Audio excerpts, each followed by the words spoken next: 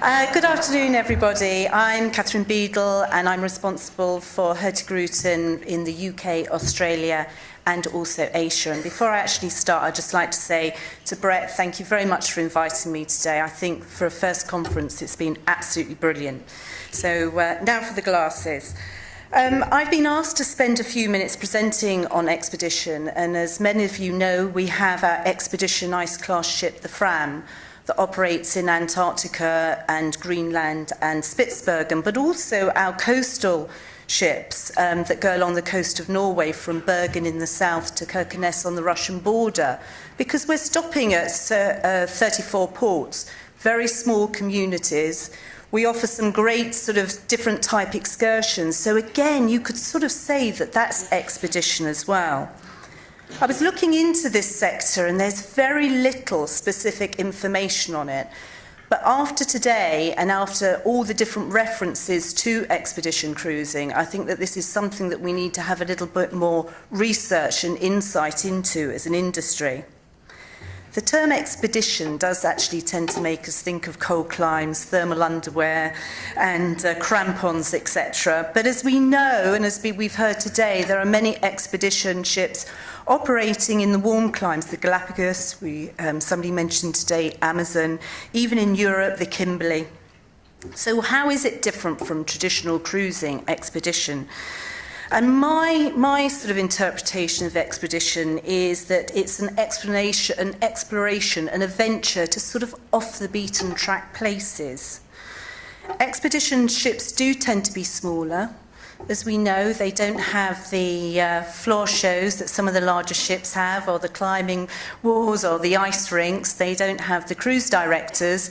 What they do have on board is the expedition leaders, so specialists talking about history, the culture, biology, ecology, botany, a lot of ologies, as we know, that they're discussing. And there tends to be no formal dressing for dinner either, which is different from traditional cruising. On our ships, if people go and change, they go down to their cabins, they put on a clean fleece, and that's about as far as it goes.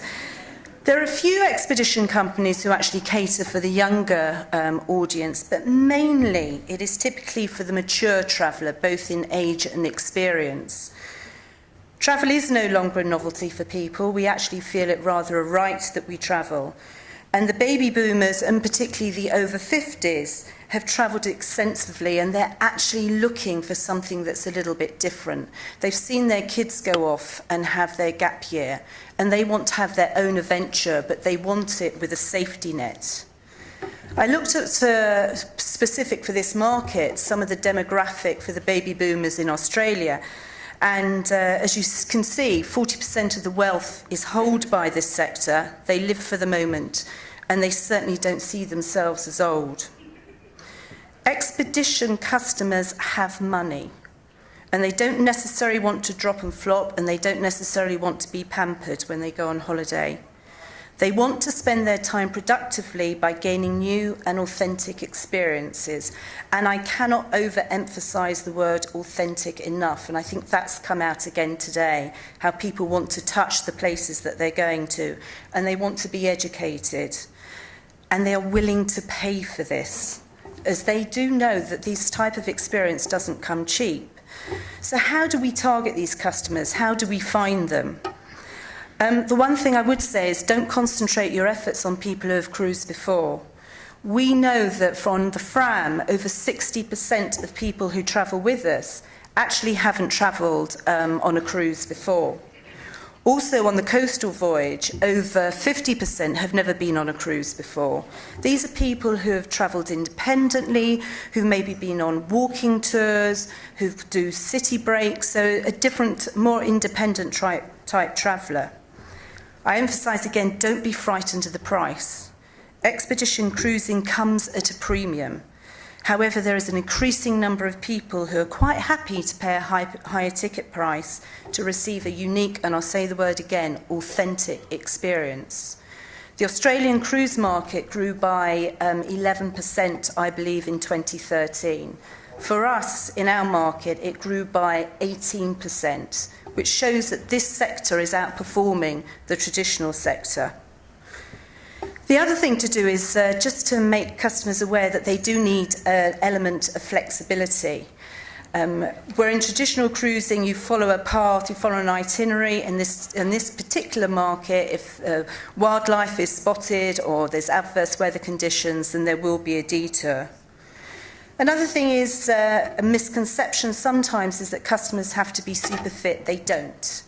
Certain areas there has to be a degree of fitness, particularly places like Antarctica. You're a long way from anywhere, so you really want to know that somebody isn't going to have a heart attack, or try an odds that they won't.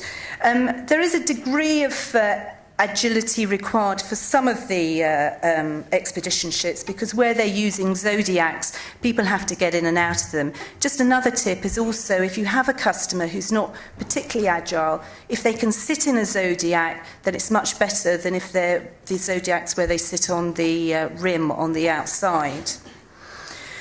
So finally, as this sector continues to grow, and I believe it will grow much faster than traditional cruising, it is very lucrative. It is a very high ticket price, so there are some very good commissions to be earned from it. So the only thing I would say is if you aren't targeting this market already, I very much suggest that you do so. Thanks very much.